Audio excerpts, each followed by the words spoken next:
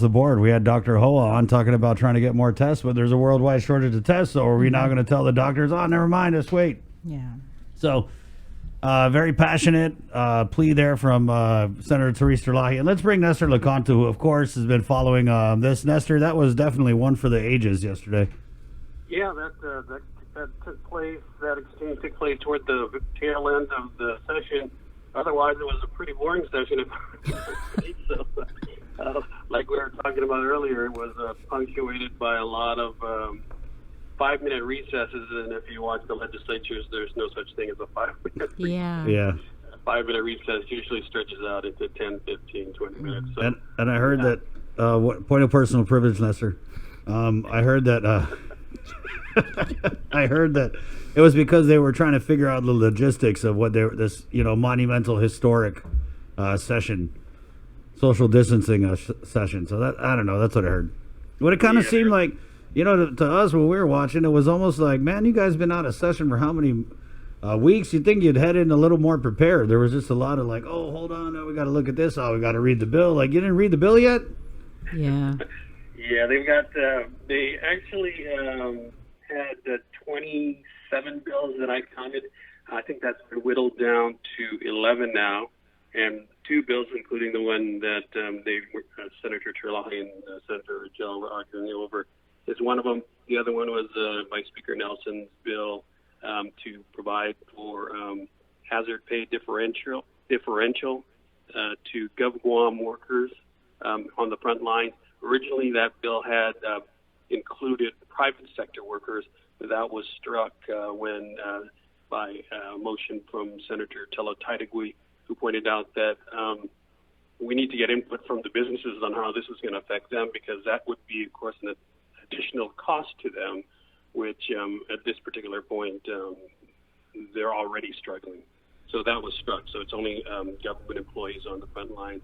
And then they have 3 different categories, 25%, 15%, and 10% based on your exposure to potential COVID virus. Can you kind of recap for us what happened with the Senator Regina Bisco-Liza bill? People, she had put this out after being noticeably absent on so many fronts with this COVID-19 response, and then it was like, hey, well, here's some money, people. But so what happened? Because the bill was introduced, and then we saw the governor in the press conference yesterday. She floated her program for relief, and then how did that affect what was trying to be done with Senator Regina's bill in session, Ness? Well, it's interesting because the Rules Committee puts out kind of a session update after each session, and I was looking through it today, and I just noticed that under items for pending discussion, that bill, which would provide $400 and $800 direct payments to taxpayers. If you're individual, it's $400. If you're joint filer, it's $800. And then at the very bottom of that notice that it's up for pending discussion is an asterisk that said bill set aside 4920, which means they set it aside yesterday. So that seems to mean that they're not going to discuss it anymore. Point of personal privilege, Nestor. Yeah, I actually watched that. It was after the press conference. The Senator Regine Bisco-Lee, she walked back into the session hall, and then she asked for it to be set aside in light of the governor announcing her $11 million proposal. We can go ahead and run the audio. Yeah, we're going to run this real quick, Nestor, just for our listeners. Senator Lee, you are recognized. Sujos Masi, Madam Speaker. Madam Speaker, during our lunch recess, millions of dollars in local government funds in order to pay out the first stimulus checks to individuals and children with an adjusted gross income range.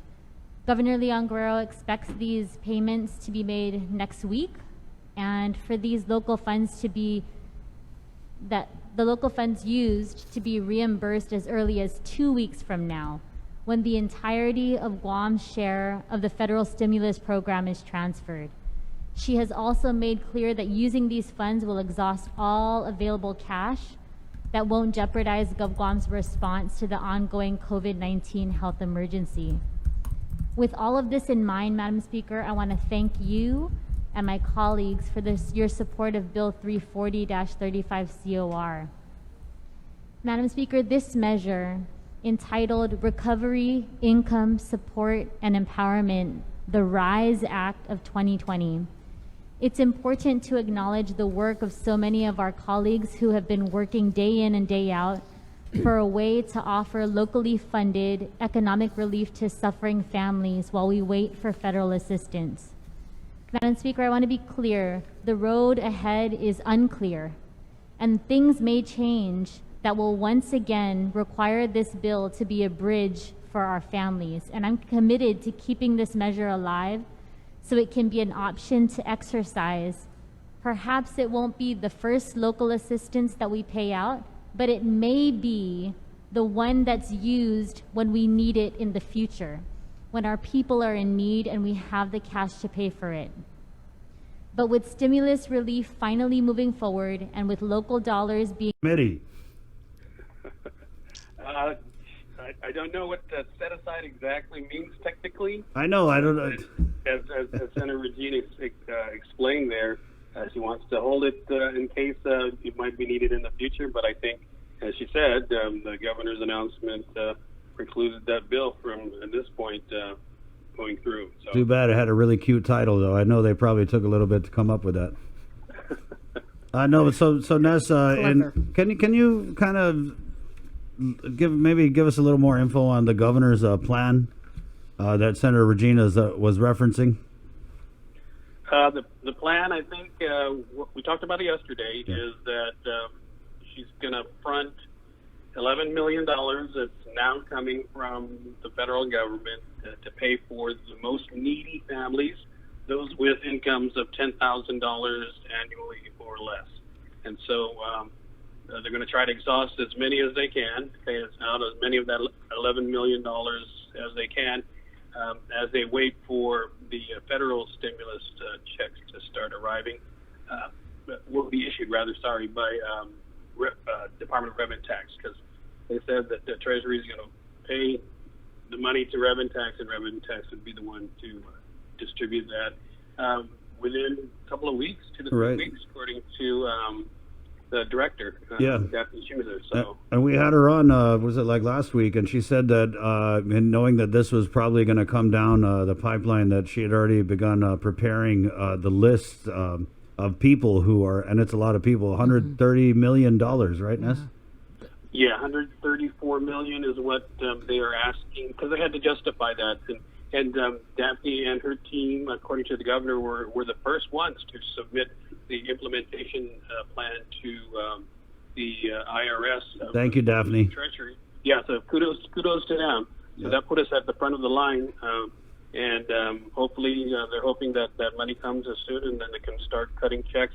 And I think she said yesterday when she was brought up at the governor's news briefing that they're using the 2018 tax return. So if you file in 2018, that's the information that they're going to go by in qualifying you for these $1,200, $2,500, and $500 payments. Right. $1,200 to individuals, $24 to joint filers, and $500 per year. So there was an FAQ sheet that she had put out yesterday. I know that's up on our website, and I think we might maybe pop it in the comments here, but it includes the answer to questions. We're getting a lot of questions now. People who didn't file in 2018 are now asking, how do we file? So there is a process that Revenue Taxes are laid out that, of course, complies with all the social distancing, government shutdown stuffness. Yeah, and people who did not file for whatever reason in 2018, I think there's provisions that, but you'd have to contact Revenue Tax on that. I'm not sure how that would work. So you could identify yourself as a taxpayer, and they'll figure out if you're eligible for the payment. Yeah. Point of personal privilege, I think Bree's going to talk. No, I was just going to say that, Daphne went over that in our interview last week, that you can find on our YouTube channel for people who are wondering. Yeah, Ness, something, and I don't know how familiar you are, or if this is even something that is feasible, but people are now wondering, since the checks aren't coming directly from the federal government, if the program is going to hold true on all levels. So what we've seen in the national scene is that the only way that thing is getting garnished is if you owe child support. Yeah, I think that will be the only garnishment. Otherwise, you'll get your $1,200, 24 and 500, and that's tax free too. Right, and so people making comments, they've got bills with the hospital, they got bills with that. This money cannot be applied towards paying those bills. Is that accurate, Ness? That is correct. Okay, well, there you go. Ness, I want to let you know we got a comment about you here. I got to go back up, but it said Nestor Licanto is the Walter Cronkite of Guam. I think they're talking about my age.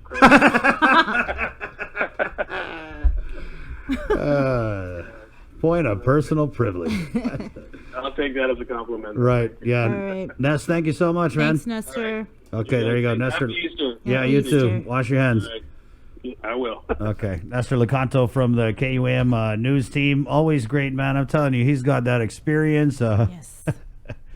So glad to have I'm so Nestor. glad. Yeah, we're gonna get Adriana Cotera on the show to talk about what she's been working on and following for you guys. Let's get Ken Nicholas on here.